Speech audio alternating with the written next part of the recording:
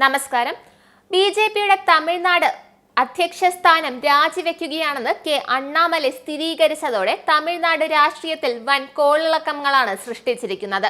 അടുത്ത വർഷം സംസ്ഥാനത്ത് നടക്കാനിരിക്കുന്ന നിയമസഭാ തിരഞ്ഞെടുപ്പിനായി ബി.ജെ.പിയും എ.ഐ.ഡി.എം.കെയും തമ്മിലുള്ള സഖ്യം ശക്തിപ്പെടുത്തുന്നതിനുള്ള ചർച്ചകളാണ് അദ്ദേഹത്തിന്റെ രാജിക്ക് കാരണമെന്ന് അഭ്യൂഹങ്ങളുണ്ട്. അഭ്യൂഹങ്ങളല്ല, അത് യാഥാർത്ഥ്യം തന്നെയാണ്. അടുത്ത നേതാവിനെ എല്ലാ പാർട്ടി അംഗങ്ങളും ഏകകണ്ഠമായി തീരുമാനിക്കുമെന്ന് ബി.ജെ.പി നേതാവ് സ്ഥിരീകരിച്ചു. ബി.ജെ.പി സംസ്ഥാന പ്രസിഡന്റിന്റെ തിരഞ്ഞെടുപ്പ് ഏപ്രിൽ 7-ന് നടക്കുമെന്നും ഏപ്രിൽ 9-ന് പ്രഖ്യാപനമുണ്ടാകുമെന്നും വൃത്തങ്ങൾ പറയുന്നു. തമിഴ്നാട് ബി.ജെ.പി അധ്യക്ഷൻ ആരാകുമെന്ന ചോദ്യം എല്ലായിടത്തും പടരുകയാണ്.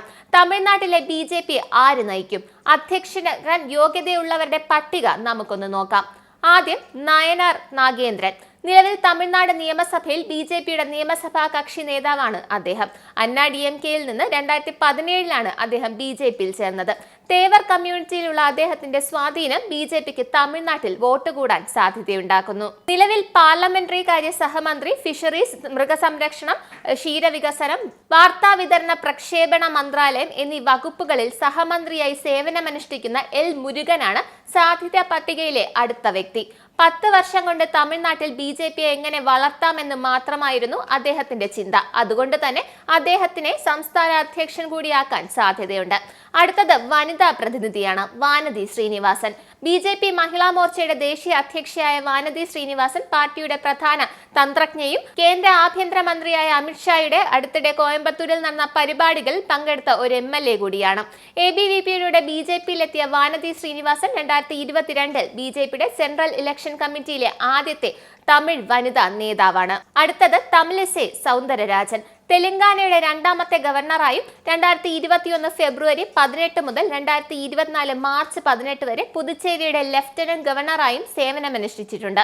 ഈ നിയമനത്തിന് മുമ്പ് അവർ ബി.ജെ.പിയുടെ ദേശീയ സെക്രട്ടറിയും തമിഴ്നാട് സംസ്ഥാന യൂണിറ്റ് പ്രസിഡന്റുമായിരുന്നു.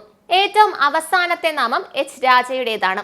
RSSന്റെ പ്രചാരകനാണ് അദ്ദേഹം. തന്റെ രാഷ്ട്രീയ സാമൂഹിക ജീവിതം ആരംഭിച്ചതും RSSലൂടെ തന്നെയാണ്. 2001 മുതൽ 2006 വരെ തമിഴ്നാട് നിയമസഭയിൽ കാരൈക്കുടി നിയോജക മണ്ഡലത്തെ പ്രതിനിധീകരിക്കുന്ന MLA ആയിരുന്നു അദ്ദേഹം. 2014 മുതൽ 2020 വരെ ഭാരതീയ ജനതാ പാർട്ടിയുടെ, അതായത് ബി.ജെ.പിയുടെ ദേശീയ സെക്രട്ടറിമാരിൽ ഒരാളായിരുന്നു അദ്ദേഹം. ഇവരിൽ ആരെങ്കിലും ആകുമോ തമിഴ്നാട് ബി.ജെ.പിയെ നയിക്കുന്നത്? അതോ ഒരു പുതുമുഖം വരുമോ എന്ന് നമുക്ക് നോക്കാം. നന്ദി, നമസ്കാരം.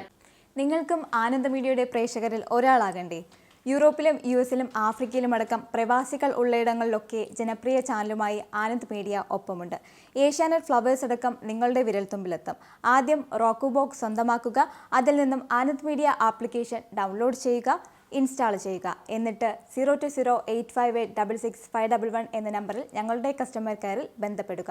അല്ലെങ്കിൽ +91 735 660 3747 എന്ന നമ്പറിൽ വാട്സപ്പ് ചെയ്യുക. ആനന്ദ് മീഡിയയുടെ സേവനങ്ങൾ സ്വന്തമാക്കുക. മറ്റു ചാനലുകൾക്കൊപ്പം ആനന്ദ് TVയും എൻജോയ് ചെയ്യുക.